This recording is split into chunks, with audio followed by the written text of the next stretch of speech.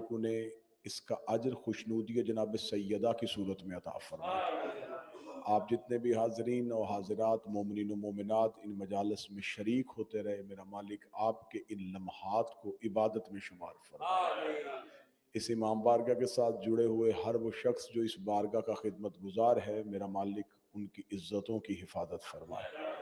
मोमिनीन, मातमी, नुहा खान, जाकरीन, नाज़िम मिंबर, जितने भी अफराद इस इमाम बारगाह से मरबूत हैं और मुतअल्लिकीन हैं, मेरा मालिक उन तमाम की नौकरियां और हाज़िरियां अपनी बारगाह में कबूल फरमाए।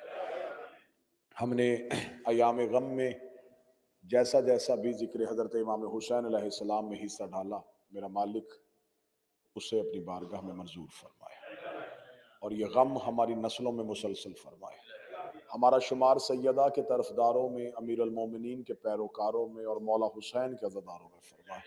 हमारे आका के ज़हूर में ताजील फरमाए।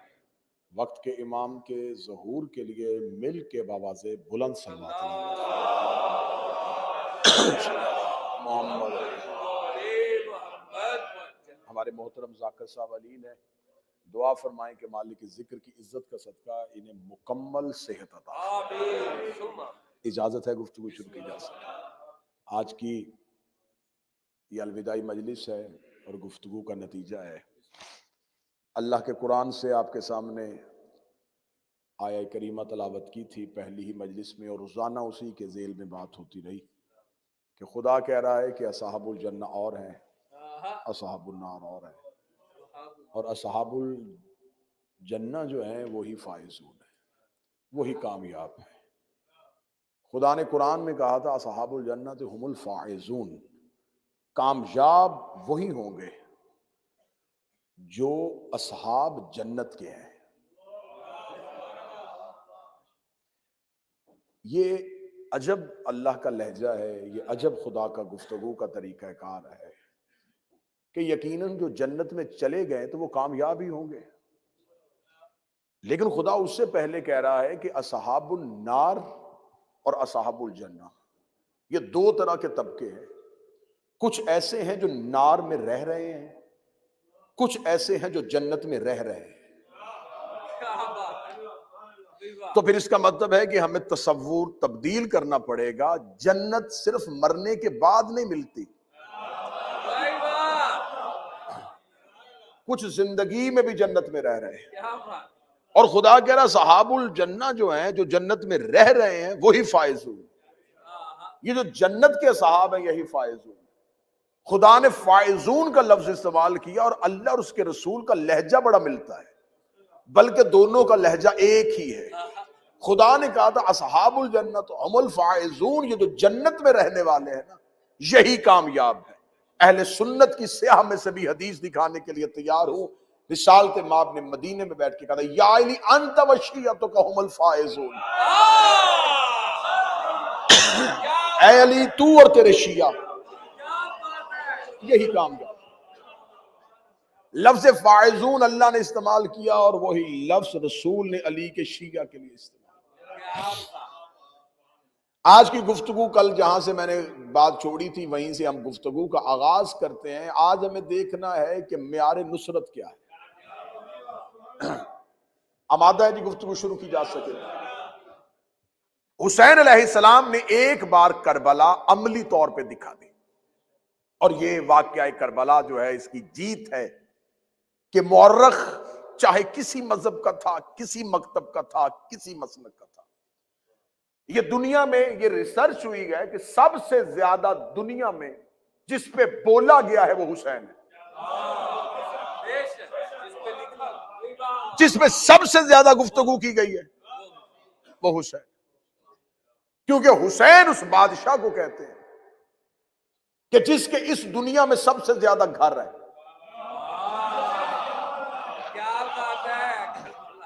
जमीन पे या अल्लाह के घर हैं या हुसैन के घर। अल्लाह के घर को मस्जिद कहते हैं, हुसैन के घर को इमाम बारगाह कहते हैं।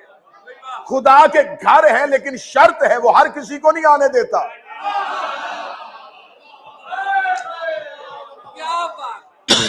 खुदा हर किसी को नहीं आने देता। आप मक्का चले जाएं तो मक्का की हदूद के बाहर बोर्ड लगा हुआ है, काफिरों का दाखिला मना है। आपको ऐसा कोई बोर्ड करबला में नजर नहीं आएगा। अब आप ये ना समझिएगा कि अल्लाह ने पाबंदी लगा ली और हुसैन ने इजाजत दे दी, क्योंकि नमाज के लिए पहले वजू करना पड़ता है। हुसैन तौहीद के वजू का नाम है, हुसैन अल्लाह के वजू का नाम है। जैसे कोई बंदा मस्जिद में बगैर वजू के नहीं आ सकता, अल्लाह तक कोई बगैर हुसैन के पहुंच ही नहीं सकता। मौला हुसैन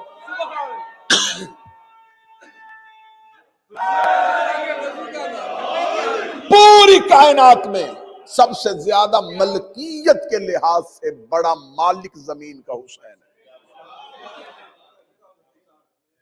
अली काज़ी भाई, सबसे ज्यादा लफ्ज हुसैन लिखा जाता है, सबसे ज्यादा लफ्ज हुसैन बोला जाता है, सबसे ज्यादा लफ्ज हुसैन की तकरार होती है। दुश्मन ने भी जब कलम उठाया और मौरख ने भी लिखा तो उसने बदर को जंग लिखा, ओहद को जंग लिखा, खैबर को जंग लिखा, खंदक को जंग लिखा, सफीन को जंग लिखा, जमल को जंग लिखा, करबला को जंग नहीं लिखा। करबला को वाकिया करबला, करबला वाकिया करबला। किसी ने तासुब के साथ लिखा तो सानहे करबला। मैं मिंबर पर जुमला देने लगा हूं और जुमला आपको हदिया करने लगा। ये करबला के साथ लफ्ज वाकिया भी गलत है, सानहा भी गलत है। वाकिया उसे कहते हैं जो वकूफ पसीर हो जाए और पहले ना हो, साने उसे कहते हैं जो हादिसा हो जाए और पहले किसी को खबर ना हो। जुमले की दाद लूंगा मैं कदरदानों से। ना ये वाकिया करबला है, ना ये सानहे करबला है, ये मुआहिदा है करबला है। क्या बात है।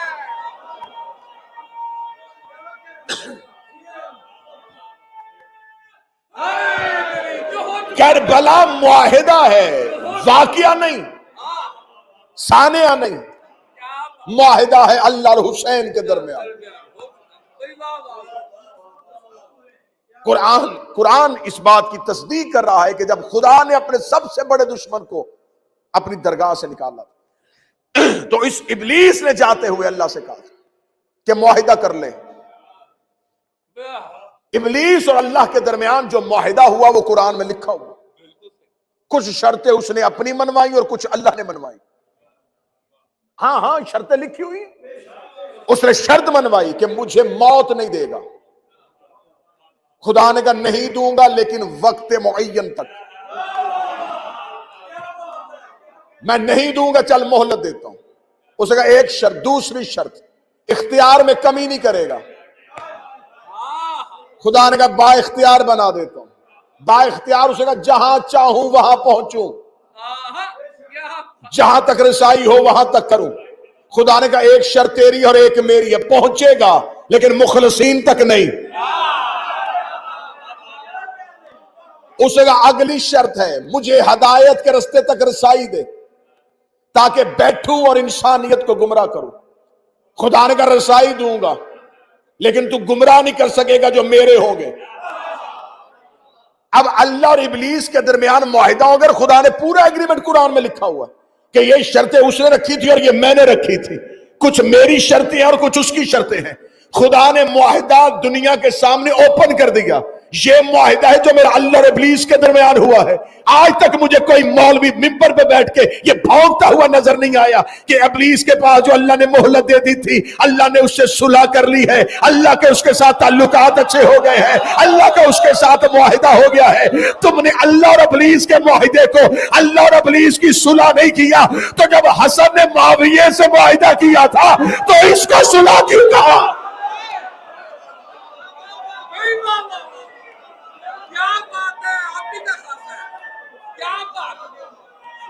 मौला हुसैन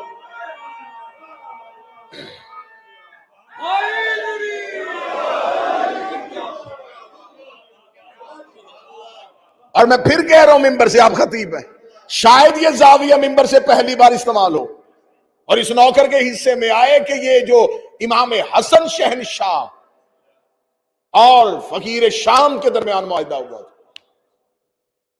यह सुलह का मुआहिदा नहीं था। अगर इस मुआहिदे को सुलह कहोगे तो जो अल्लाह और इब्लीस के दरमियान हुआ, यकीन करो तुम कुरान से अल्लाह की शर्तें देख लो, फिर तारीख से हसन की शर्तें देख लेना, शर्तों में कोई फर्क नहीं है। खुदा ने कहा था मैं तुझे मोहलत दूंगा ताकि मुझे भी पता चले तेरे कौन है मेरे कौन है। हसन ने कहा मैं तुझे इख्तियार देता हूं ताकि मुझे भी पता चले तेरे कौन है मेरे कौन। तो यह मुआहिदा है। तो करबला साने नहीं, करबला मुआहिदा है, क्योंकि एक मुआहिदा अल्लाह का इब्लीस से हो गया था। अब उसके पास जिस्म था नहीं, वो उतर नहीं सकता था। उसे जमीन पे अपना जो मुआहिदा उसने किया था उसकी पासदारी के लिए कोई ऐसा चाहिए था जो आखिर तक इसके मुआहिदे की पासदारी करे। खुदा ने कहा उठो अंबिया में से कोई ऐसा जो मेरा मुआहिदे की तकमील करे। हर नबी ने कोशिश की, लेकिन जब मुआहिदे की शर्तें पड़ी अंबिया पलटे। हुसैन अलैहिस्सलाम ने आलम ज़र में रोज़े अव्वल में अल्लाह के साथ मुआहिदा कर लिया, जाने दे इसे जहां तक जाता है, मैं पासदारी करूंगा। ये तेरा और मेरा मुआहिदा है। और जो इमाम हुसैन शहनशाह ने अल्लाह से मुआहिदा किया था, हुसैन अलैहिस्सलाम ने उस वक्त ही अपने सहाब चुन लिए थे। शबे अशूर मेरे मौला हजरत अबुल फजल अब्बास ने, जो मैंने चौथी मजलिस में कहा था, मेरे मौला हजरत अब्बास ने कहा तुम आलम ज़र के चुने हुए लोग, तुम्हें जमीन पे आके हुसैन ने नहीं चुना, तुम्हारी रूहों को अर्श पे हुसैन ने चुन लिया। तो अब ये जो मुआहिदा था गदीर, उस मुआहिदे की तकमील का ऐलान था। गदीर उस मुआहिदे की तकमील का ऐलान था। अब हुसैन अलैहिस्सलाम ने दुनिया को बता दिया कि म्यार नुसरत क्या है, और यही म्यार पलटाया जाएगा, यही अहद दोबारा करवाया जाएगा, यही अहद दोबारा फिर होगा मेरे आखिरी बेटे के दौर में। उससे पहले हुसैन इब्न अली ने बता दिया कि नुसरत का म्यार क्या है। हमारे यहां मिंबर से बयान होता है कि इमाम हुसैन ने कहा हल मिन नासर यंसुरना, और उसके बाद कह दिया जाए कोई है जो मुझ गरीब की मदद करे। तौहीन हुसैन इब्न अली है। किसने तुम्हें कहा है कि हुसैन मदद मांग रहे थे? अगर मदद मांग रहे थे तो 4000 फरिश्तों की फौज लेके मंसूर खड़ा, जिन्नात का लश्कर लेके जाफर खड़ा, जमीन पांव चूम चूम के फटने के लिए कह रही है, आसमान टूटने के लिए कह रहा है, हवा चलने के लिए कह रही है। तो मदद मांग रहे थे, तो जब ये सारी मखलूकात लब्बैक कह रही थी तो हुक्म क्यों नहीं दिया? मदद तो थी नहीं। मदद होती है जात की, नुसरत होती है मिशन की। म्यारे नुसरत समझना है तो पहले नुसरत को समझना पड़ेगा। म्यारे नुसरत समझना है तो पहले नुसरत को समझना पड़ेगा। मैं यहां पे खड़ा होकर कहूं कि मुझे मेरी अपनी जात के हवाले से कुछ अमदाद की जरूरत है, तो जात है। मैं एक अज़ा खाना बना रहा हूं, उसके लिए मुझे आप मोमिनीन के ताउन की जरूरत है, तो ये नुसरत है। और दूसरी बात भी ज़हन में रख लेना, ये जो नुसरत की आवाज दी है ये भी हर मखलूक को नहीं दी, वरना कौन कौन सी मखलूक थी जो मक्का से चलती हुई पीछे तक नहीं, हुसैन ने वापस भेजे, वापस जाओ। कहां जा रहे हो? मुआहिदे में नाम ही नहीं है। मुझे मुआहिदे वाले लोग चाहिए, पीछे पलटा दिए। नुसरत किस चीज की थी? कभी इस अंदाज में भी करबला सुनो, कभी इस अंदाज में भी करबला को देखो। बयां सिर्रे शहादत की अगर तफसीर हो जाए, मुसलमानों का काबा रोज़ा शबीर हो जाए। करबला के टीलों पे अंबिया की रूहें खड़ी थी और हुसैन आखिरी सजदा अदा करने लगे थे।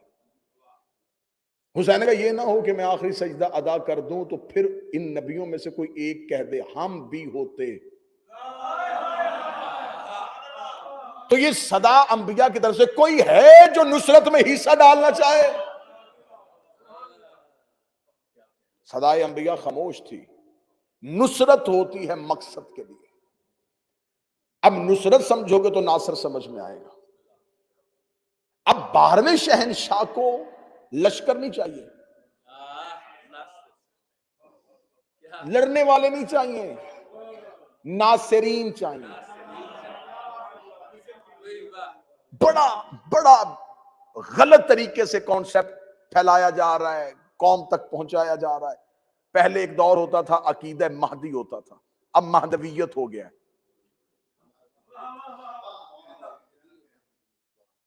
हमें उसी अकीदे पे रहना है जिस पे मौला ने हमें रहने का हुक्म दिया था। हमें उस निजाम का ऐलान होगा तो हम निजाम के पीछे चलेंगे। उससे पहले किसी खुद साख्ता निजाम को हम इमाम का निजाम नहीं समझेंगे जब तक इमाम का खुद का निजाम नहीं आ जाएगा। जब इमाम ने क़याम ही नहीं किया तो अभी हुक्म क्यों? हुक्म आएगा जब इमाम क़याम फरमाएंगे। बड़ी समझने वाली गुफ्तगू है और आज का खलासा है। अभी इमाम का क़याम नहीं है, अभी सिर्फ तैयारी के दिन है कि नुसरत पे लिए अपने आप को आमादा करना है। कल मैंने 2 शर्तें पढ़ी थी और आज आगे चलते। नुसरत के लिए पहली शर्त ये नहीं है, लोग ये समझते हैं कि शायद हम में से कोई बहुत बड़ा इबादत गुजार होगा तो फिर इमाम के साथ हमारी मुलाकात हो जाएगी। और ज़हन में रख के इबादत किया करो, ये जो तुम इबादत कर रहे हो ये अहले बैत पे एहसान नहीं है, तुम पे वाजिब है। ये कोई अल्लाह पे एहसान नहीं है कि हमने नमाजें पढ़ ली हैं तो ये हम पर एहसान है। जो बंदा घर में लाइटें जलाता है उसने बिल देना है, जिसने अल्लाह की नेमतों का इस्तेमाल किया उसने इबादत करनी है। अहले बैत के नजदीक आने के लिए इबादत शर्त नहीं है। हाँ, इबादत जरूरी है, इबादत के साथ इंसान के नफ्स की रूह की पाकीज़गी होती है। पहली शर्त यह है मवद्दत। जिसके लिए, जिसके करीब जाना चाहते हो उसके साथ तुम्हारा ताल्लुक कैसा है। पहली चीज मवद्दत। मवद्दत पैदा करने के लिए पहले अंदर इश्क की आग जलानी पड़ेगी। बाहर से गेटअप तब्दील करने से बेहतर है अंदर से निजाम बदलना।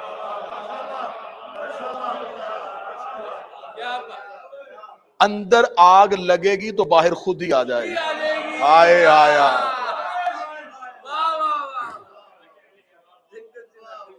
ये खोखला निजाम लोगों को दिखाने के लिए ठीक है।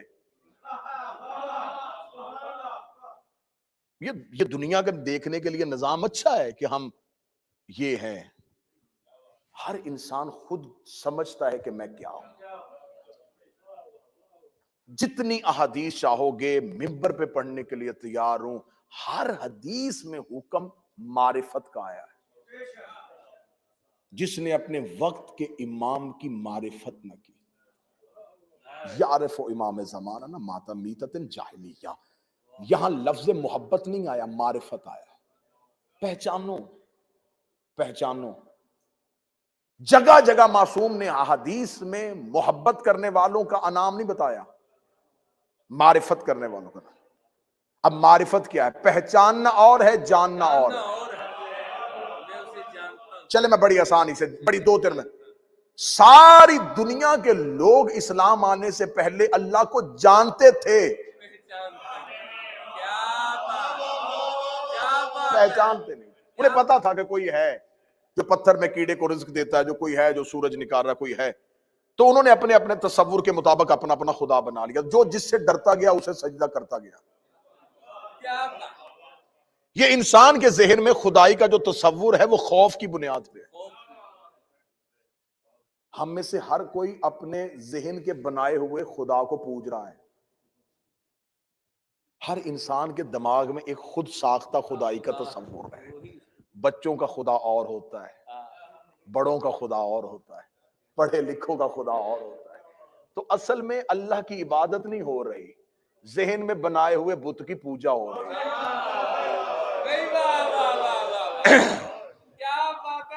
मैंने तो पहले दिन कहा था कि नारों वाली मदल से सुननी है तो मुझसे अच्छी जंगे कौन पड़ेगा।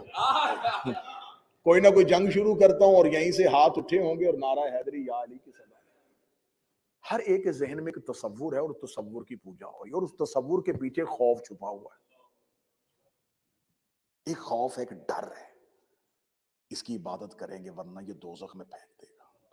इसका मतलब है कि इबादत मोहब्बत में नहीं हो रही, डर से हो रही। दो चीजें, उठे मजमे से कोई बंदा तुम पे ओपन, मैंने पहले दिन मजमे को इजाजत दी थी कि आप सवाल करेंगे मुझे खुशी होगी। दो चीजें इबादत कर रही हैं, या लालच या खौफ। या लालच इबादत करवा रहा है या खौफ इबादत करवा रहा है। लालच इबादत है, करेंगे तो कुछ मिलेगा। खौफ इबादत करवा रहा है, नहीं करेंगे तो कुछ हो जाएगा। या खौफ है या लालच है, उसकी कौन कर रहा है? एक ही जुमला तारीख में आज तक गूंज रहा है, ऐ अल्लाह मैं तेरी इबादत, तेरे जन्नत के लालच में नहीं, तेरे जहन्नम के खौफ से नहीं, मैं इसलिए करता हूं। हाँ, मैं इसलिए रुका था, मैं इसलिए रुक रहा था, आधा आधा टुकड़ा पढ़ रहा था कि तुम वो जुमला पढ़ो जो तुम तक गलत पहुंचाया गया है, ताकि मैं फिर तस्हीह करूं। क्या कहा जाता है जी? अली ने फरमाया मैं तेरी इबादत इसलिए करता हूं तू लायक ही इबादत, लफ्ज लायक दिखाओ, आज के बाद मिंबर पे नहीं आऊंगा। अली ने फरमाया मैं तेरी इबादत इसलिए करता हूं तू अहल ही इबादत के है, तू इस अहल है कि तेरी, तू इस अहल है कि तेरी इबादत की जाए। कुरान की इज्जत की कसम है, आदम से लेके अब तक अल्लाह की अहलियत पे सिर्फ अली बोला है।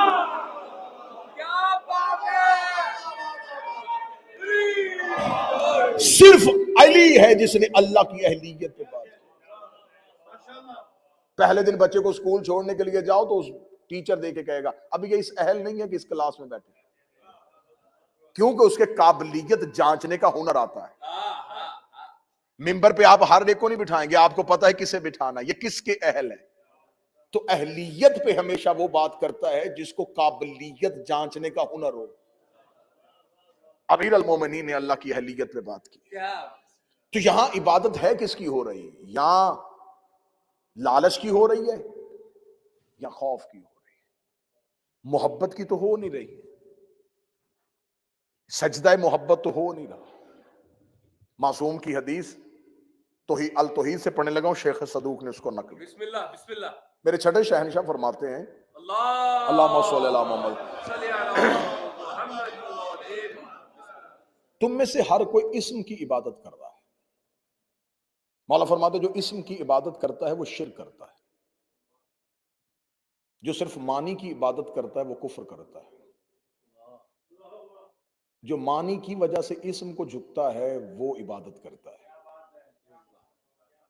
फिर हदीस सुन लेना, फिर सुनना। छठे शहनशाह फरमा रहे, मौला फरमान जिसने इस्म की इबादत की उसने शिर्क किया, जिसने इस्म छोड़ के सिर्फ मानी की इबादत की उसने कुफ्र किया, जिसने मानी के साथ इस्म की इबादत की उसने इबादत की।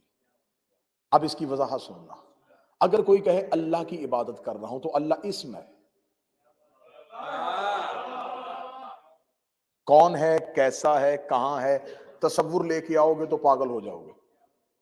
तो फिर एक इस्म के आगे झुक रहे हैं जिसे अल्लाह कहते हैं। मासूम फरमाते जिसने सिर्फ इस्म की इबादत की उसने शिर्क किया। किताब का हवाला दे दिया, अल तौहीद शेख सदूक। एतराज सोच के करना, मजहब जाफरिया का पहाड़ जितना कद है मजहब में शेख सदूक का। गैबत कुबरा के बाद अव्वलीन में से शेख सदूक है।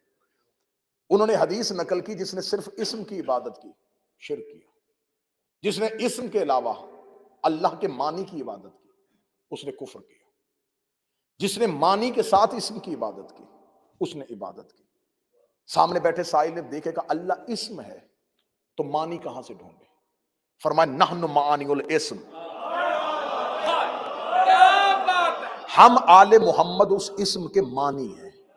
तुम तक अल्लाह नहीं आया था, हम आए थे, हमने बताया था कि अल्लाह है। जिसने हमसे गुजर के इबादत की उसने इबादत की, जिसने हमारी वजह से इबादत की उसने इबादत की। तो तसव्वुर इबादत ही अभी तक जमीन पे नहीं पहुंचा। हम हमारी वजह से उसकी इबादत करो, हम तुम्हें बता रहे हैं कि उसको सजदा करते हैं तो करो।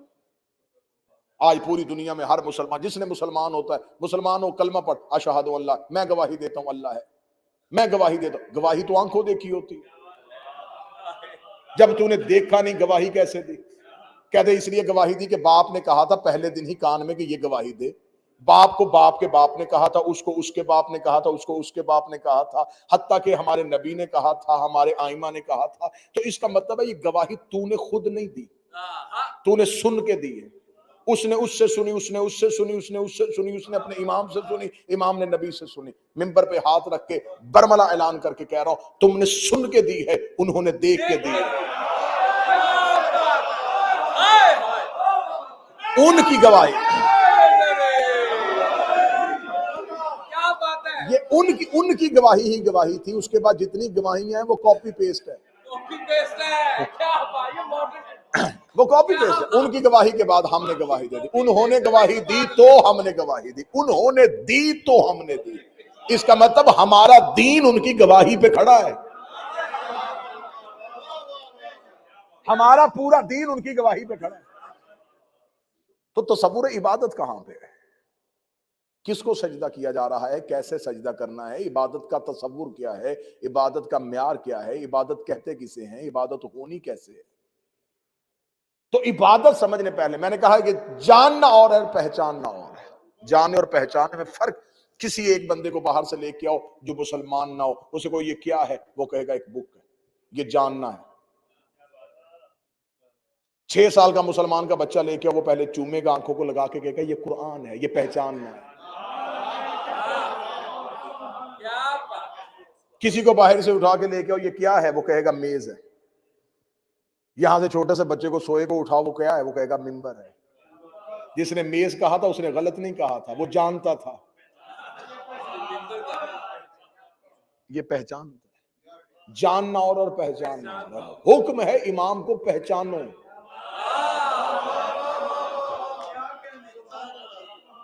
सारे मक्के के लोग जानते थे कि मोहम्मद सादिक है, अमीन है। इस्लामियात की किताबों में लिखा है कि वो अमानते नबी के घर रखवाते थे, नबी से कहते थे। हत्ता कि यहां तक वाकया इस्लामियात की किताबों में हमारे बचपन में पढ़ाया जाता, शायद अभी तक सिलेबस में होकर, रसूल ने कहा अगर मैं तुम्हें कहूं पहाड़ के पीछे लश्कर है तो मान जाओगे? उन्होंने कहा हम मानेंगे, क्योंकि कह जो तू रहा है। इतना नबी पे यकीन करते थे कि वो कहते तू जो कहेगा हम मान लेंगे, हम सादिक मानेंगे, हम अमीन मांगे, अमानते तेरे घर रखवाएंगे, हर बात का फैसला तुझसे करवाएंगे, लेकिन तुझे रसूल अल्लाह नहीं कहेंगे। फजीलत का इकरार करने से कोई फायदा नहीं हुआ, क्योंकि फजीलत के इकरार से फायदा नहीं होता, हक के इकरार से फायदा होगा। जुमला सुनना और फिर दाद देना। मोहम्मद को, रसूल को सादिक कहना, अमीन कहना, सच्चा कहना, यासीन कहना, ताहा कहना, मुजम्मल कहना, मुदस्सर कहना, ये मेरे नबी की फजीलतें हैं। मोहम्मद रसूल अल्लाह कहना ये मेरे नबी का हक है। अली को मुश्किल कुशा मानना, अली को हाजत रवा मानना, अली से मन्नतें मांगना, अली से मदद मांगना, अली को अपना सब कुछ मानना, ये अली की फजीलत है। अली वलीउल्लाह अली का हक है। जैसे बंदा 1000 फजीलतें माने और मोहम्मद रसूल अल्लाह न पढ़े तो उसे कोई फायदा नहीं होता। अली के सारे फजाइल पढ़े और अली वलीउल्लाह न पढ़े, कोई फायदा नहीं होता। इसका मतलब है फजीलतों के इकरार से फायदा नहीं होता, हक के इकरार से फायदा होता है। आज कोई बंदा कलमा पढ़ के कहे मैं सैयदा को सैयदत आलमीन मानता हूं, नबी की बेटी मानता हूं, जन्नत की औरतों की सरदार मानता हूं, ये सारी फजीलतें हैं फतक ज़हरा का आका।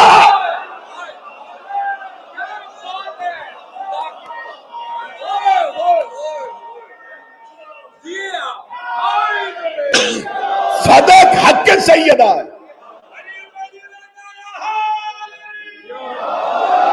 यही वजह है कि सैयदा ने दरबार में अपनी फजीलत की आयतें नहीं पढ़ी थी, हक की आयतें पढ़ी। बीबी दरबार में कह सकती थी इन्नमा युरीदुल्लाह मेरे लिए आई है, आया मुबाहला में मैं गई थी, इन्ना तो ऐना कल कौसर खुदा ने मुझे कहा है। बीबी ने दरबार में खड़े होके एक आयत भी फजीलत की नहीं पढ़ी, सारी आयतें अपने हक की पढ़ी। फजीलतों को जानना जाता है, हक को पहचाना जाता है। अब हमने देखना है कि अहले बैत का हक क्या है। मैंने चौथी या पांचवी मजलिस में कहा था कि ज़ियारत हजरत अब्बास में जुमला है मफाती से लेके हजरत अब्बास के जरी पे पड़ी हुई ज़ियारत की किताब तक। छठे इमाम कहते अल्लाहुम्मा मन मन जहल हक, अल्लाह लानत करे उस पे जिसने अब्बास की हक को नहीं पहचाना। तो शर्त पहचानना है। सबसे पहली चीज यह है कि तुम अपने वक्त के इमाम को जान रहे हो या पहचान रहे हो। जब इमाम हुसैन अलैहिस्सलाम ने मदीना छोड़ा तो क्या अरब के लोग नहीं जानते थे ये रसूल का बेटा है? छोड़ो अरब के लोगों को, जो सामने कातिल खड़े थे वो नहीं जानते थे यह बना रसूलुल्लाह है, कुरान की आयतें इनके घरों में आई हैं, यही मंजिल वही हैं और यही सब कुछ है। वो जानते थे। जो हुसैन के खैमे में बैठे थे वो पहचानते थे। जानने वाले कलमा पढ़ के भी लानती हो गए।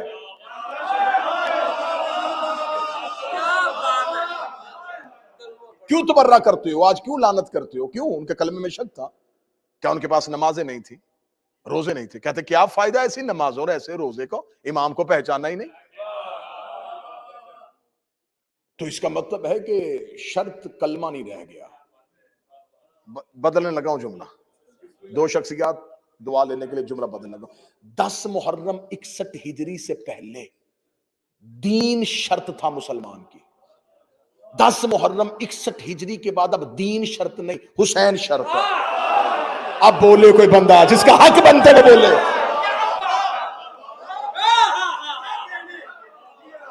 10 मुहर्रम 61 हिजरी से पहले शर्त दीन था। इसने जिसने ला इलाहा इल्लल्लाह भी पढ़ा, अली ने भी उसमें तलवार नहीं उठाई। बदर में शर्त और थी, उहुद में शर्त और थी, खैबर में शर्त और थी, खंदक में शर्त और थी। जो ही रसूल ने अपना आखिरी खुतबा दिया, रसूल ने कहा शर्त बदलो भाई।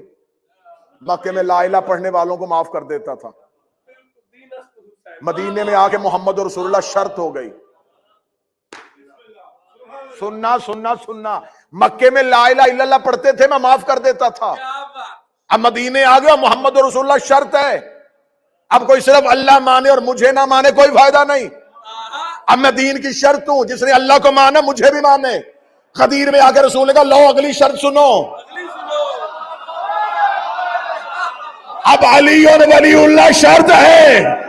ला इलाहा इल्लल्लाह मोहम्मद रसूलुल्लाह पढ़ो, अगर अली को ना माना तो कुछ नहीं माना। अली दीन की शर्त हो गया। इसका मतलब है कि अली गदीर में शर्त बना, मोहम्मद मदीने में शर्त बना। इधर दीन करबला में पहुंचा, हुसैन का अब कोई शर्त नहीं, अब सिर्फ हुसैन शर्त।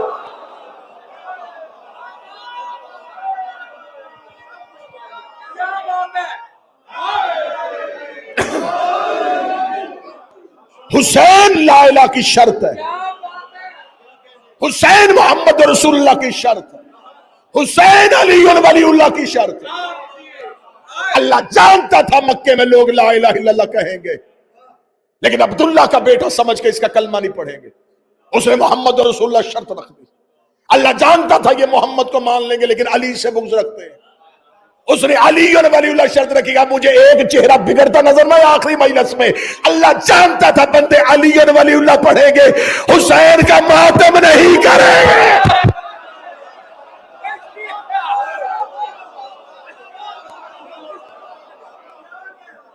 उसने हुसैन शर्त रख दी।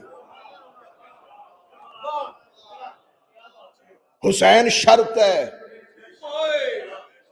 अब कोई खड़ा हो के कहे ना आजादारी हमें क्या देती है।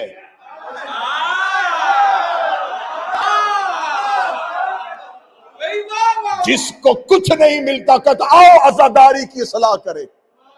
आजादारी नस्लों की सलाह करती है, आजादारी की सलाह नहीं है।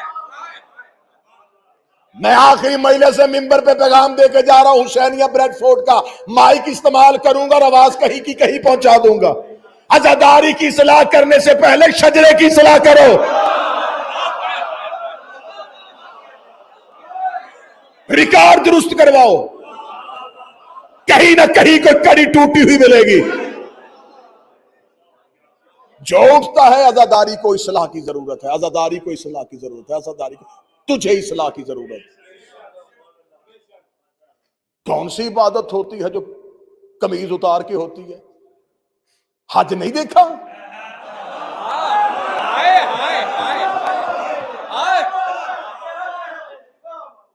क्या घनौना मजाक हो रहा है मेरे मजहब के साथ। पहचानना है हुसैन को, हुसैन शर्त है। नहीं तो 8वें इमाम का नेशापुर का खुतबा पढ़ना। फरमा ला इलाहा इल्लल्लाह हिस्नी फमन दाखला हिस्नी अमन अज़ाबी ला इलाहा कला है। क्या कहने 8वें शहनशाह मेरे मशहद के मौला, तू कह देता ला इलाहा घर है, ला इलाहा कला है। घर का दरवाजा हर किसी को पता होता है, कले का दरवाजा हर किसी को नहीं पता। रसूल के बेटे का ला इलाहा इल्लल्लाह कला है। जो इसमें दाखिल हो गया वो अल्लाह के अजाब से बच गया। इस हदीस को कहते हैं हदीस से सिलसिलातुल ज़हब। इस हदीस में इमाम ने हदीस पढ़ने से पहले हदीस की सनद पढ़ी है। खुतबा तशरीफ फरमा है, उलमा तशरीफ फरमा है। जब हमारे यहां हदीस पढ़ी जाती है तो इल्मुर रिजाल की बहस में उसकी सनद पे बहस होती है। भाई हदीस ठीक है, बताओ किससे ली है? वो कहते इससे, इसने किससे सुनी, उससे, उसने किससे सुनी, उससे। ना ना ना ना, ये जो तीसरे नंबर पे आया ना मुहद्दिस, ये रावी, ये ठीक नहीं है, हदीस मशकूक। एक कड़ी में भी एक हल्का सा भी शक आ जाए तो इल्म हदीस की 7 किस्में हैं। शाज है, मुरसल है, मतवातर है, ज़ईफ है, सिका है। ये जो इल्म हदीस के कवानीन जानते हैं उनको पता है कि हदीस को किस मेयार पे रखना है। बिल्कुल सारी की सारी हदीस की सनदें ठीक आ रही हो, वो कहते ये सनद मजबूत है, मुस्तनद है, सनद बड़ी ठीक है। अगर एक हदीस है उसकी रावी नहीं मिल रहा है, लेकिन वो हदीस इतनी पढ़ी गई है कि हर जगह पे किताबों में लिखी जा रही है लेकिन सनद नहीं मिल रही, वो कहते हैं इसे हदीस मुतवातरा के तौर पे पढ़ो, ये दोहराई जा रही है लेकिन सनद नहीं मिल रही। क्योंकि शिया मजहब तलवारों के नीचे से निकल के आया है। तकैया के दौर में लिखी हुई हदीसें, उस वक्त में लोग सनद नहीं लिखते थे, सनद लिखते थे तो अगर सनद लिखते थे तो जिसने रवायत की थी वो मारा जाता। ये शिया मजहब की अगर आप तारीख पढ़ेंगे तो लहू से भरी हुई तारीख है। एक हदीस दूसरे शिया तक पहुंचाने के लिए मीलों का सफर करते थे और कानों में जाके बताई गई हदीस। यार मेरी कौम के बच्चों, सिर्फ इतना सोच लो कि बनी उमैया और बनी अब्बास का ये 1000 के लगभग के दौर में हर दौर की हुकूमत ने इस मजहब को मिटाने का चाहा और ये इतना फैल गया। तो अगर ये मजहब वारसों ही से लिया जाता,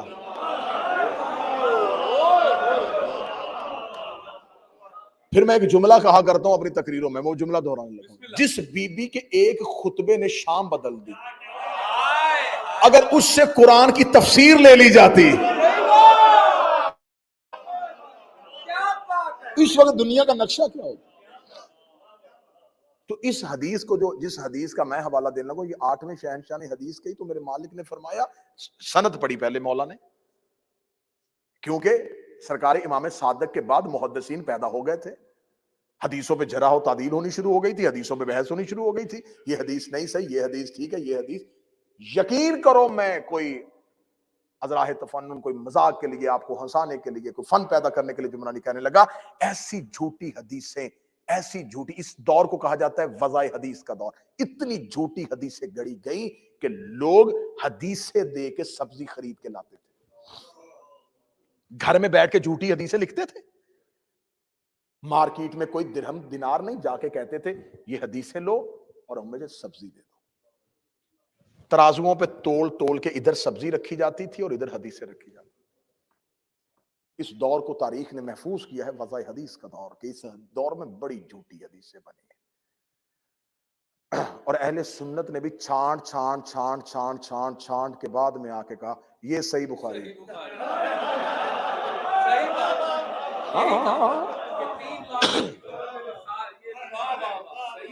लाखों में से उन्होंने 6500 निकाली। 6500 निकाली। ये सही है। उनका सही कहना इस बात की तस्दीक है कि कुछ गलत थी। गलत में से सही निकाली जाती है, जब सारी सही हो तो क्या सही निकाली। तो मैंने पहले कहा था कि ये अगर आप पढ़ेंगे ना, शिया मजहब की तारीख पढ़ेंगे, बादशाहों और जाबर हुक्मरानों के दौर पढ़ेंगे, तो आप कहेंगे हम तक कैसे दीन पहुंच गया, हम तक ये हदीसें कैसे पहुंच गई। अब मेरे 8वें शहनशाह को पता था कि इमाम के बाद, 6ठे शहनशाह के बाद वज़ा हदीस का दौर शुरू हो गया था, मुहद्दिसीन पैदा हो गए थे, लोगों ने इज्तिहाद कर लिया था, लोगों ने इस्तंबात करना शुरू कर दिया था, अपनी तरफ से फतवे देने शुरू कर दिए थे, दीन की जड़ें निकालनी शुरू कर दी थी। इमाम ने जीन पे बैठ के इमाम ने हदीस की सनद पढ़ी। इमाम ने कहा ये जो हदीस मैं पढ़ने लगा हूं, मैंने अपने बाबा से, मैंने अपने बाबा इमाम मूसा काज़म से सुनी है, उन्होंने अपने बाबा इमाम जाफर सादिक से सुनी है, उन्होंने अपने बाबा मोहम्मद बाकर से सुनी है, और उन्होंने अपने बाबा हुसैन से सुनी है, हुसैन ने हसन के साथ बैठ के सुनी है, और दोनों ने अली से सुनी है, और अली ने रसूल से सुनी है, रसूल ने जबरील से सुनी है, और जबरील ने खुदा से सुनी है।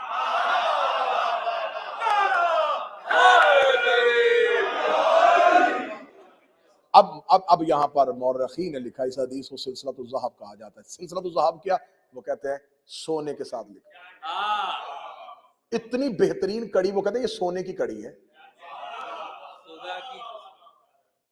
ईरानी उलमा कहते हैं कि हदीस सिलसिलतुल ज़हब पे किसी प्याले पे, मट्टी के प्याले पे लिख के उसमें पानी डाल के गूंगे को पिलाओ, से जुबान मिल जाए, बीमार को पिलाओ शिफा मिल जाए, इसे घर में रखो बरकत होगी। हदीस सिलसिलतुल ज़हब, उस हदीस में इमाम ला इलाहा इल्लल्लाह एक कला है, इसमें दाखिल होने की शर्त है, और उनमें से एक शर्त मैं हूं। हम शर्त है दीन की, ला इलाहा में दाखिल होने की हम शर्त है। एक छोटी सी बात साबित करने के मुझे कितना घूमना पड़ा, इसलिए मासूम ने फरमाया था मानी के साथ अल्लाह की बात करो, हमें छोड़ के सजदा करोगे कुछ भी नहीं किया।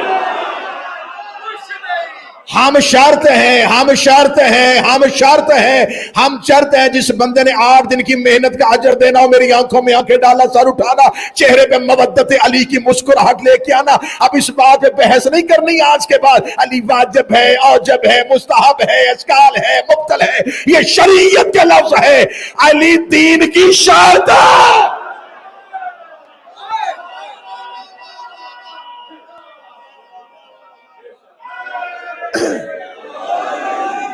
अली दीन की शर्त,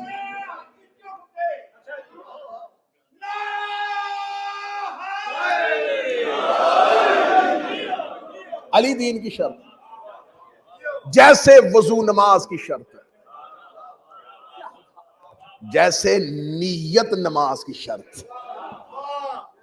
शरायत नमाज नहीं है तो फिर नमाज नहीं, शरायत दीन नहीं है तो फिर दीन नहीं। 10 मुहर्रम 61 हिजरी के बाद बदल गया असूल, अब हुसैन दीन है, अब हुसैन शर्त, अब हुसैन दरवाजा है अली वलीउल्लाह का, हुसैन दरवाजा है मोहम्मद रसूलुल्लाह का, हुसैन दरवाजा है ला इलाहा इल्लल्लाह का। शर्त हो गई हुसैन। 72 ने शर्त को तस्लीम किया। मेयारे नुसरत समझना है, आज 2, 2.5, 3, 4 घंटे गुजर जाएं, छुट्टी है, किसी ने जाना तो नहीं ना जी, और दिन का टाइम है, कोई नहीं है, सब और बड़ी अच्छी जगह पे पार्किंग करके आए हुए हैं, कोई नहीं है ना जी, कोई खतरा नहीं। ये शर्त है। अब शर्त ये है कि जिसे शर्त मानो उसकी मार्फत करो। दूसरी हाजिरी है आपकी, एक दिन पहले है तो एक दिन अब, ये शर्त। अब हम हैं अपने आखिरी वक्त के इमाम की रैयत। लो सबसे पहला कानून सुनो कि अगर इमाम की नुसरत पे आमादा हो ही चुके हो तो पहले इमाम को शर्त मानो। शर्त मानो, हर काम से पहले शर्त को रखो। नमाज पढ़नी है, इमाम शर्त है,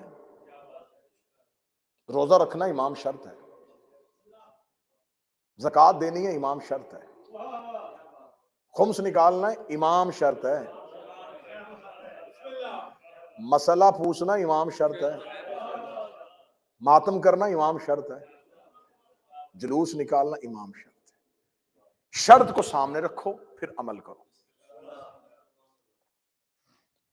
अमल करके शर्त तक ना पहुंचो,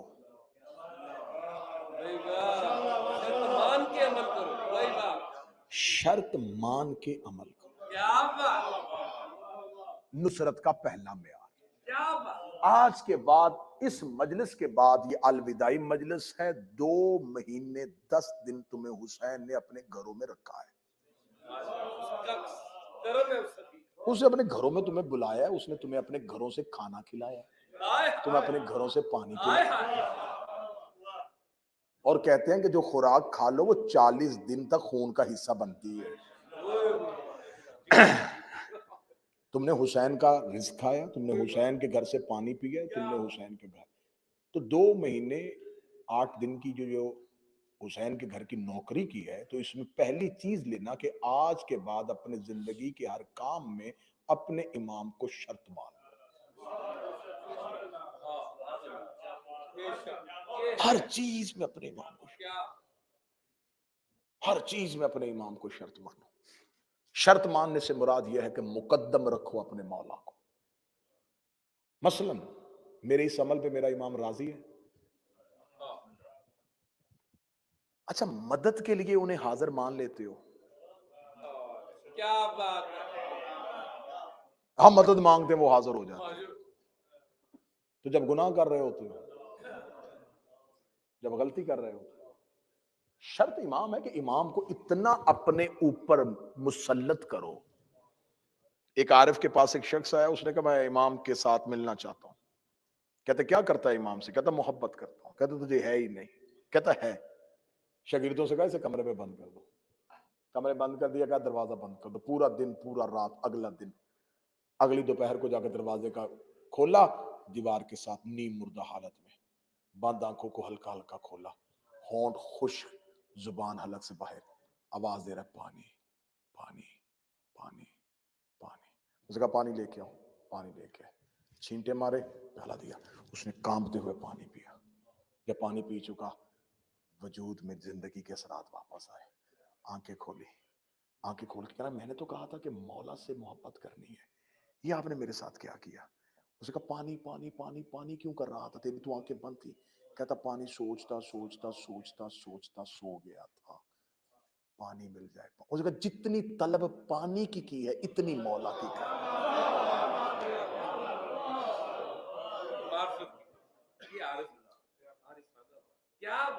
कभी अपने मौला से भी इतनी मांग, उसकी भी इतनी तलब की है। जब भी मुश्किल में कहा या अली मदद का, या साहिबुल जमान अदरिकनी, सिर्फ मुसीबत की तस्बीह का नाम नहीं, सांसों की तस्बीह का नाम है। हाय हाय क्या अपने वक्त के आका मौला को अपनी शर्त बनाओ। नुसरत, बात कबूल हो रही है जी? चलें आगे। दूसरी चीज, अगर नुसरत के लिए आमादा हो चुके हो तो पहले, जैसे एक इंसान जो है, एक आपको एक डाकू आता है और वो आपको कहता हैंड्स अप, निकालो जो कुछ है, हर कीमती, क्यों वो कीमती चीज निकालने आता है? आप कीमती चीज निकाल देते हैं। आप, वो आपका वजूद आपको खाली करता है जो उसे चाहिए होता है। उसका काम होता है आपसे चुराना, इमाम का काम होता है आपको देना। तो अपना आप अपने वक्त के इमाम के सामने खाली करो, हर चीज अपने निकाल के अपने मौला के आगे फिदिया कर दो और मौला को पेश कर दो। जान, इज्जत, माल, औलाद, सब वक्फ इमाम के लिए। जुबानी दावा नहीं, अमली सूरत में सबूत। अपने इमाम के सामने अपनी तमाम चीजों को फिदिया कर दो, अपने आका और मौला के सामने हाजिर हो जाओ। फिर अपने वक्त के इमाम की नुसरत के लिए ऐसे आमादा हो जाओ कि हर लम्हे आवाज का तलाश करो। किसी भी लम्हे आवाज कान में आएगी कि मैं आ गया हूं। अरब का एक शख्स घोड़े पे बैठ के नकाब पहन के चौक में आके खड़ा हो जाता था। लोग पूछते थे क्यों खड़ा होता है रोजाना आके? कहता इमाम आ गया तो सवारी ढूंढूंगा तो इमाम के पास जाऊंगा, इसलिए घर से तैयार होके आ जाता। लोगों ने समझा पागल हो गया, मखबूत अलवास हो गया। एक दिन नौजवानों ने आके मजाक, उसका तू यहां खड़ा है, पहाड़ी के पीछे इमाम आ गए। किताबें कहती गया और वापस नहीं आया।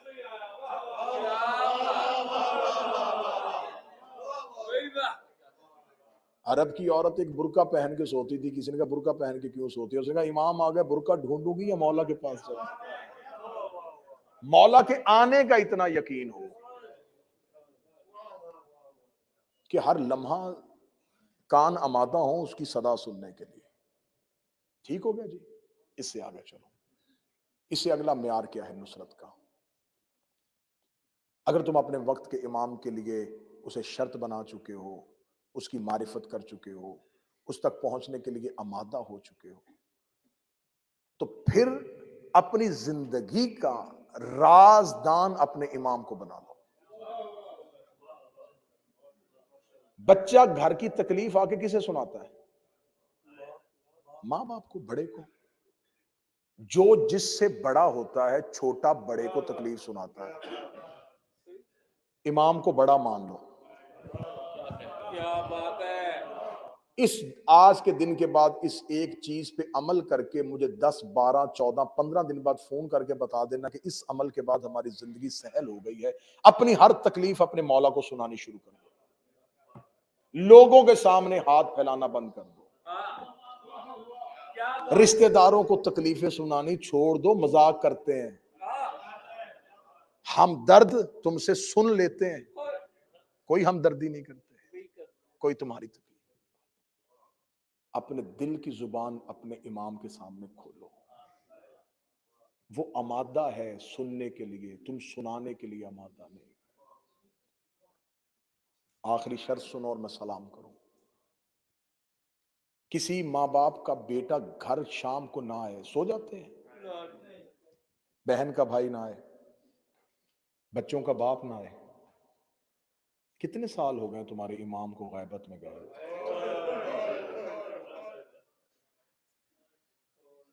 सुकून क्यों है? तस्कीन क्यों है? जब हम अपने घरों में खुशियां मना रहे होते हैं तो क्या वो आका और मौला जो है वो भी इसी जगह पे अपने घर की खुशियां मना रहा होगा? क्या तुम्हारा यकीन है कि वो कहीं ना कहीं बैठ के रो रहे हो? मुझे मालिक हुसैन की कसम है, ये हुसैन का मुहर्रम, ये अजादारी 12वें के लश्कर में जाने का तरबियती कोर्स है। ये अजादारी, ये अजादारी रस्म नहीं है, ये निजाम है इमाम का। आ जाते हो, सबसे पहला काम तुम्हें अजादारी क्या दिखाती है? जो काम मस्जिद में नमाज की सफ नहीं करती वो हुसैन की अजादारी करती है। यहां बगैर फर्क के बिठा दिया जाता है। मैंने जुमला कहा था, मैं गलत कहूं तो मुझे टोकना। मैंने मस्जिद की सफों में यह तफरीक देखी है। आगे खड़ा है और पीछे कोई अमीर बंदा आ गया तो पीछे से कोई आवाज देकर था, भाई आगे से बच्चे को पीछे भेजो, आप आगे जाए। ऐसा है या नहीं? इसे बुलाओ, इसे बुलाओ, इसे बुलाओ। सफे बांधी जाती हैं, पीछे कोई अहले इल्म आ गया, आप आगे आए। बुजुर्ग आ गया, आप आगे आए। बेटा पीछे चले जाओ, उन्हें आगे आने दो। बेटा तुम उधर चले जाओ, इन्हें पीछे खड़े होने दो। हुसैन की मजलिस में नहीं है। गरीब सबसे आगे बैठ जाएगा, अमीर सबसे पीछे। यहां जमीन पे बिठाया जाता है ताकि इंसानी गरूर का खात्मा हो, इंसान का तकब्बुर मिट जाए। अली फरमाते कि जमीन पे बैठने वाला इस सोच के साथ बैठे कि वो गिरता नहीं है। हमेशा इंसान ऊंचाई से गिरता है। जितनी देर बैठे हो तुम्हें घर का कोई खौफ नहीं, कोई ख्याल नहीं, कोई कुछ नहीं।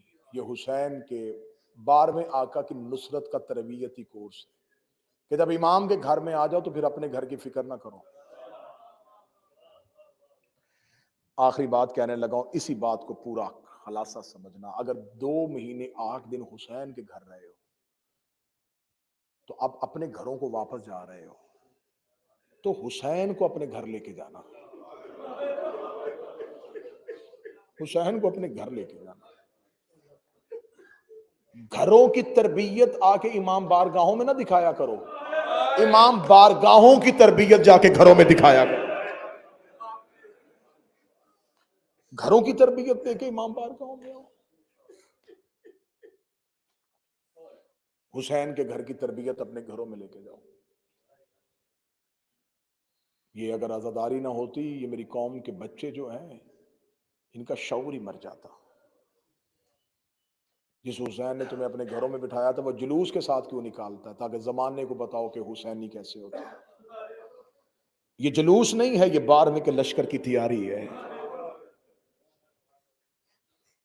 अपने वक्त के इमाम के सामने अपनी हाजात रखनी शुरू कर दो, अपनी तकलीफें बतानी शुरू कर दो, अपने मौला को अपना राजदान समझ लो। मैंने जुमला आखिरी कहा था, जिस माँ बाप का बच्चा घर ना आए हैं वो नहीं सोते। कितने साल हो गए, गैबत कुबरा में गया हुआ है मेरा आका। किस वजह से गया था? खुशी से गया है, जमाने के दर्दों से गया है, लोगों की बेवफाई के डर से गया है। मौला अमीर अल मोमिनीन 25 साल अपने घर का दरवाजा बंद ना करते अगर मुखलसीन होते। किस दौर के इमाम को मानने वालों ने वो कदर दी है।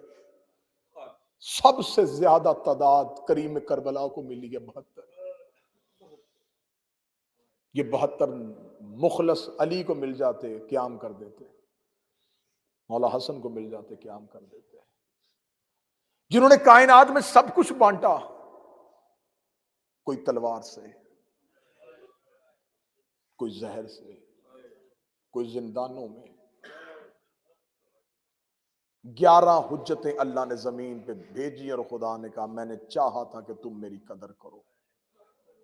फाबी अय्यी आला रब्बिकुमा तुकज़्ज़िबान। मैं बार बार तुम पे अनाम करता गया, तुम बार बार मेरी नेमतों को झुटलाते रहे। अब तुम इस काबिल हो ही नहीं कि मैं अपना आखिरी चिराग तुम्हारे दरमियान जलाऊं।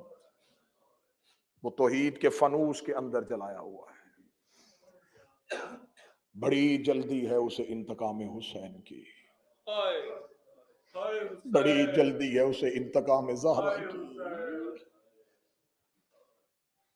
सतर कहूंगा जहां जहां सैयद बैठा है हाय की आवाज जरूर निकलेगी। हजरत अब्बास ने चंद घंटे सब्र किया था, 12वां कई सालों से सब्र कर रहा। आखिर हजरत अब्बास ने कहा था मौला या लड़ने दीजिए या फिर मरने दीजिए, मुझसे ये हालत अब देखी नहीं जाती। बस इसी को निसाब इश्क समझना, इसी ही को दर्स समझना, इसी को मजलिस सुनना, इसी को पैगाम समझना। तुम घरों को जा रहे हो और ज़ैनब शाम चली।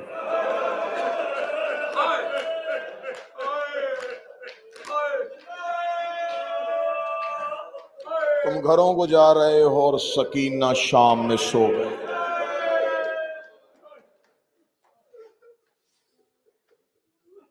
कल से लिबास बदल जाएंगे। जो खुशियां अयाम अज़ा में आई और ना कर सके, वो खुशियां करनी शुरू कर दोगे। फिर अगले 10 महीने इंतजार हुसैन की आजादारी का।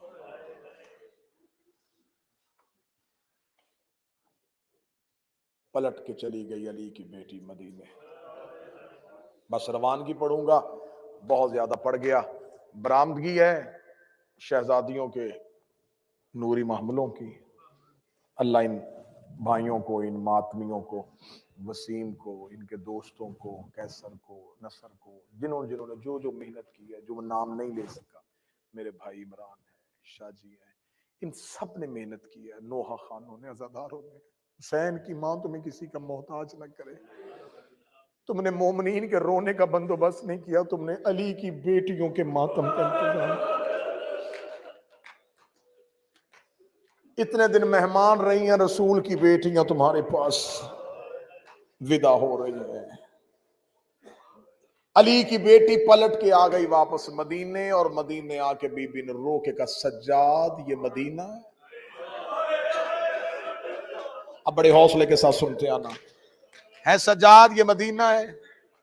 अल्लाह आपका साया कौम के सर पे सलामत रखे। बुजुर्ग हैं, अज़ादार हैं, है सजाद ये मदीना है, अम्मा मदीना है। कुछ जाकरीन अली भाई पढ़ते हैं कि बीबी ने आके कहा सजाद ये कौन सा शहर है? नहीं, आलिमा गैर मुअल्लिम। बीबी ने कहा हाँ, ये इस जुमले में भी दर्द है। बीबी ने कहा मदीना है ना? हाँ मां मदीना है। बीबी रो कहती पहली बार बाहर से देखा। 28 रजब को गई थी तो अब्बास के पैरे में गई थी। अम्मा ये मदीना है। बीबी रो के कहती है सजाद मुझे नाना की कब्र पे छोड़ा। मौला सजाद ने मां का हाथ पकड़ा, कब्र मुस्तफा पे लेके आए। बीबी देखती थी सजाद आप वापस जाए, मुझे अकेली को नाना की कब्र पे रहने दे। मेरी शहजादी कब्र रसूल पे आई। बिहार में अल्लामा मजलसी ने बीबी का वो नोहा लिखा है। बीबी कब्र रसूल पे इमरान भाई और काफी देर कब्र मुस्तफा को दे के सिसकियां लेके रोती रही। थोड़ी देर के बाद बीबी ने नोहे की पहली सतर पढ़ी। मैं 4 सतरें पढ़ूंगा, मातम की तैयारी करना। बीबी ने पहली सतर पढ़ी। बीबी रो के कहती नाना कब्र से निकल के पहचान में वही ज़ैनब हूं। बीबी ने दूसरी सतर पढ़ी। बीबी रो के कहती नाना तेरी अजान बच गई, मेरा मुअज्जिन मारा गया। बीबी ने तीसरी सतर पढ़ी। बीबी रो के कहती नाना तेरी नमाज बच गई, मेरा नमाजी करबला में रह गया। चौथी सतर पढ़ने से पहले अली की बेटी ने गठड़ी खोली। गठड़ी से हुसैन का तीरों वाला कुर्ता निकाला। कुर्ता निकाल के कहती नाना एक बार कब्र से बाहर निकल, पहचान के बता ये उसी हुसैन का कुर्ता है जो तेरी जुल्फे थामा करता था। ये उसी हुसैन का कुर्ता है जिसका लिबास जन्नत से आया था। कब्र मुस्तफा पे जलजला आ गया। आवाज आई ज़ैनब कुर्ता हटा, ज़ैनब कुर्ता हटा, ज़ैनब कुर्ता हटा। आखिरी अलविदाई मजलिस है, सरों का पुरसा देना। मैं पहाड़ मुसाहिब का पढ़ने लगा हो, इधर कब्र हिली, आवाज आई ज़ैनब कुर्ता हटा। रो के दिन नाना तुझसे बेटे का कुर्ता बर्दाश्त नहीं हुआ, रात आधी होने दे, मैं अकेली तेरी कब्र पे आऊंगी, मैं तेरी कब्र का चिराग बुझाऊंगी, मैं तुझे अपना लिबास दिखाऊं तो फिर मुझे बताना। उम्मत ने इतना तेरे बेटों को नहीं मारा जितना तेरी शरीफ बेटे। हाय हुसैन, हाय हुसैन। नाना उम्मत ने इतना गाजी को नहीं मारा। मैं जुमला नहीं पढ़ सका जैसे पढ़ना चाहिए था। मैंने जुमला रोका था कि तुम बर्दाश्त करो और फिर जुमला पढ़ो। बीबी रोग के दिन नाना इन्होंने इतना गाजी को नहीं मारा जितना सकीना को मारा। नाना इन्होंने इतना अकबर को नहीं मारा जितना लैला को मारा। नाना मैं बचा हुआ काफिला लेके आ गई। उठ कब्र से मेरा रसूलों का रसूल बाबा, उठ कब्र से मेरा नबियों का नबी बाबा। कब्र मुस्तफा हिल गई। पर्दे में मेरी माए बहनें बेटियां बैठी है, मैं उनके लिए दुआ कर रहा हूं। अली की बेटियों का सदका हमेशा भाइयों और पेके मान के साथ हुसैन के घरों में आती रहो। आज विदा कर रही हो अली की बेटियों को तो मातम के साथ करना। रोई, रो के दिन नाना बेटी के दर्द सुन। कब्र मुस्तफा हिल गई। आवाज आई आलिया मुझे दर्द न सुनाना। नाने की कब्र से गठड़ी उठाई, सामने हसन की कब्र पे नजर पड़ी। हसन की कब्र पे गठड़ी रख के कहती हसन मैंने तेरे जनाजे से तीर खींचे थे, हसन मुझे माफ कर देना, मैं तेरा कासम रेत पे छोड़ आई हूं। ए भैया हसन अगर इजाजत है तो बहन तुझे दर्द सुनाए। कब्र हसन से आवाज आई मेरे तो अभी कफन में लहू आ रहा है। आलिया मुझे दर्द ना सुनाना। बीबी की नजर माँ की कब्र पे चली गई।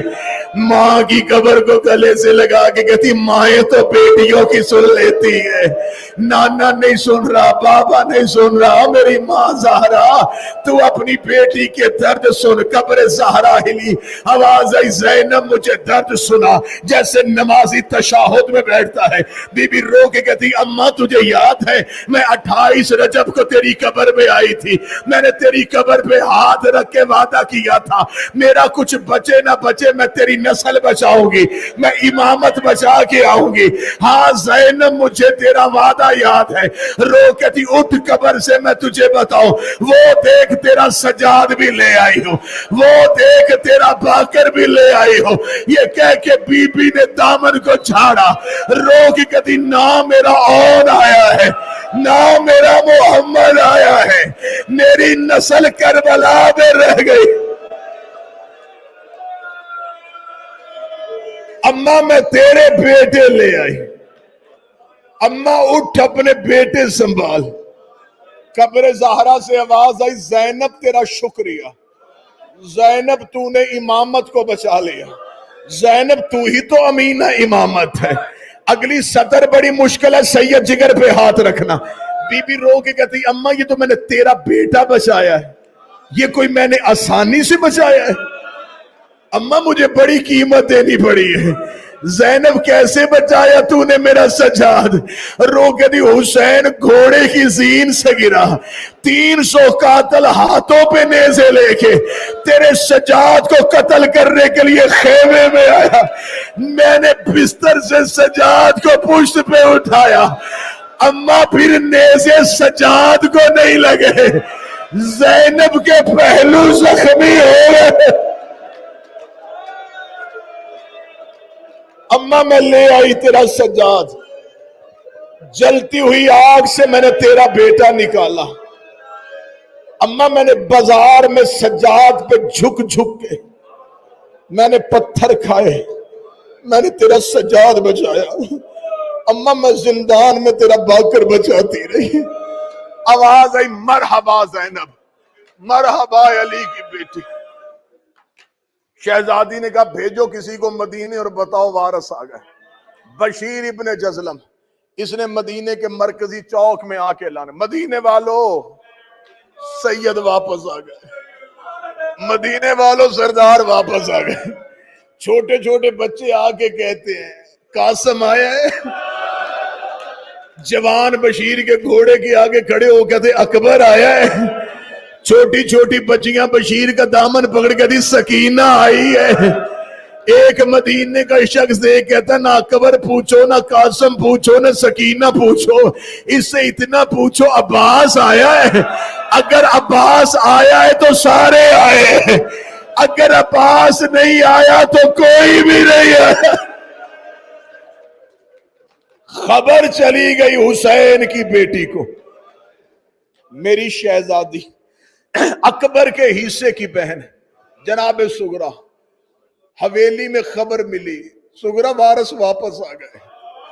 शहजादी ने तबर्रुकात वाला संदूक खोला, अम्मा ज़हरा की चादर ततहीर से बेतन की, कनीजों ने बीबी को झुरमट मिली है। बीबी ने कहा अम्मा उम्मुल बनीन इजाजत है मैं कब्र मुस्तफा से वारिसों को ले आऊं? बीबी सुगरा अपने घर से निकली, मेरा चौथा इमाम रास्ते में बैठा था। मेरे 5वें शहनशाह की आवाज आई बाबा देख फुफी आ रही है। जनाब सज्जाद ने जख्मी गर्दन को मोड़ा, देख कहते मेरे अल्लाह तेरा शुक्र है मेरी एक बहन की चादर सलामत है, मेरी बहन बुरके में आ रही है, मेरी बहन कनीसों में आ रही है। आखिरी 2 मिनट पढ़ूंगा, कोई आंख खुश्क लेके ना उठना। अलविदाई मजलिस है, अयाम अज़ा को अलविदा करने के लिए आए हो। फरमाया मेरी सुगरा वापस आ रही है। इधर से जनाब सुगरा मौला सज्जाद से चंद कदम के फासले पे पहुंची थी। एक ज़ईफा कनीज दे कहती बीबी रुक जा, रास्ते में कोई मुसाफिर बैठा है, मुझे इस मुसाफिर को उठाने दे। कनीज करीब आके मौला सजाद कहती मन अंत कौन है तू? आवाज आई अना गरीबुल वतन, मैं एक मुसाफिर हूं। देख कहती मुसाफिर रास्ता छोड़, हमारी आकाज़ादी आ रही है। सजाद रो के कहता मैं पर्दे का बड़ा वाकिफ हूं, मैं अपने हाथों का पर्दा बनाता हूं, उसे कह गुजर जा। ये देख के कहती तू रास्ते से क्यों नहीं उठ रहा? सजाद कहते मेरे जख्म मुझे उठने नहीं दे रहे, मेरे पांव बड़े जख्मी है, मेरे हाथ बड़े जख्मी है। ये देख के कहती तू बैठा रहे वो गुजर जाए, ऐसे नहीं होगा। फरमाया क्यों नहीं हो सकता? कनीज ये कहती वो अब्बास की भतीजी है, अब्बास का नाम माना था, सजाद के तलवे जमीन में लग रो के कहा अब मुझ पे वाजिब हो गया है। बीबी सुगरा की आवाज आई, कनीज को बैठा रहने दे, इसका लहजा मेरे सजाद से मिलता। ये बोला, मुझे सजाद याद आ गया। ये तो हूँ बहू सजाद की तरह बोला। सगी बहन भाई से पर्दा करके गुजरी, 7वें कदम पे गई थी हुसैन की बेटी। 5वें इमाम ने कहा देना बाबा इजाजत, में जाके बताऊं जिससे पर्दा कर आई वो तेरा अपना भाई सजाद है। जनाबे बाकर ने बीबी ज़ुहरा के दामन में हाथ डाला, रोक का फूफी तू भी नहीं पहचानती, रो करी मुझे फूफी कहने वाला तू कोई बाकर है। आवाज आई मुझे पहचान, मैं तेरा बाकर हूँ। रो करी तू बाकर है तो बाबा सजाद कहाँ है? फरमाया जिससे पर्दा करके आ गई वही सजाद है। सैयदा दौड़ के आई, भाई के गले में बाहें डाली, रो के कहती नहीं पूछती बाबा कहाँ है, नहीं पूछती अकबर कहाँ है, मुझे बता तुझे जवान भेजा था, तेरी कमर क्यों झुक गई है, तेरे सर के बाल सफेद क्यों हो गए? सजाद कहते सुगरा मुझे शाम की गलियां, आधा मिनट और सुनना, मुझे शाम की गलियां खा गई, मुझे शाम के मोड़ खा गए। रोग कहती बता सजाद वारिस कहां है? फरमाया वो कब्र रसूल पे बैठे। बीबी सुगरा वहां पे आई जहां अली की बेटियां सैयदादियों के साथ बैठी थी। हर बीबी उठना शुरू हुई, हर बीबी ने हुसैन की बेटी को गले से लगाया, हर बीबी सुगरा को मिलती गई। आखिर में आई जहां पर रुबाब बैठी थी। जब मां पे नजर पड़ी, जनाबे सुगरा दौड़ के मिलने के लिए आई। बीबी रुबाब खाली दामन उठ के खड़ी हुई। सुगरा रोग कहती हर कोई उठती, तू न ऐसे उठती, तेरी गोद में असगर था, तेरे सीने पे सकीना थी, रुबाब ने गले में बाहें डाली, रोकती असगर करबला रह गया, सकीना शाम रह गई, मैं खाली को वापस आ गई। मातमे हुसैन